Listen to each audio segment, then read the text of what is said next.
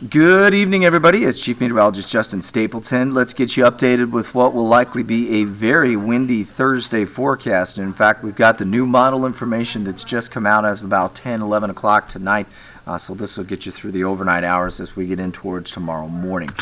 So this is what we're looking at right now. There is the low. I'll show you the location of it there with a pointer. Basically, there's the center of it. Some real good convective activity around the center eye as well. That is an indication that it is deepening, or what we call strengthening, meaning that this storm is probably going to pack a pretty good punch as it slowly works its way up, just like this current forecast models basically will put it right off of the central Oregon coast by about 10, 11 o'clock tomorrow morning, and it will be packing some pretty hefty winds as well. So let's take the stormcast with the wind speeds as we get through about 10 o'clock this morning, or tomorrow morning, I should say. And again, you can see all of the purples and reds here corresponding to about 40 to 50 mile an hour wind speeds. Now, these are wind speeds, not wind gusts. And looking towards the valley from Eugene as you go north up towards Corvallis, also looking at potential for some 30 to 40 mile an hour wind speeds. And then gusts even higher than that as it slides its way up the coastline there, and that's where we could be looking at some fairly hefty winds. I think biggest impact here for this, especially late afternoon,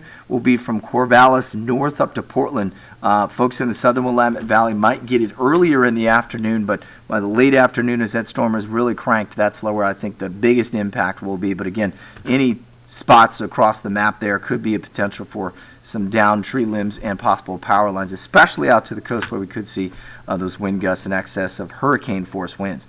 So this is what it'll look like in terms of the rain. The first wave of this, basically a quasi warm front moving through. And then again, you can see that storm swirling around as we get in through the late afternoon. It'll be more wind than rain by late afternoon, and then we'll get the back end of that system sliding through with more scattered showers as we head in towards Thursday night and early Friday. And then the cooler air moves in, winds settle down, and finally things kind of quiet down. So here's how we'll break it down.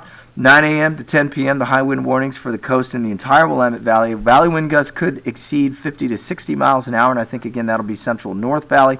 Coast could see wind gusts in excess of 75 to 90 miles an hour. Central coast will really be the bullseye spot for that, and the timing will be late morning to about the middle of the afternoon. So windy and wet for portions of your day tomorrow. Keep that in mind if you're going to be out and about. Certainly the bridges, Yaquina Bridge, for example, saw 72 mile an hour wind gusts today. Could also be looking at a very high impact again tomorrow. We'll have the latest coming up on KZI 9 News this morning at 5 o'clock. Melissa Fry will be in bright and early, and I'll be in early as well. We'll continue to keep you updated on our Facebook, Twitter, and at KZI.com. Stay safe, have yourselves a good Thursday night, and thanks again for logging on to KZI.com.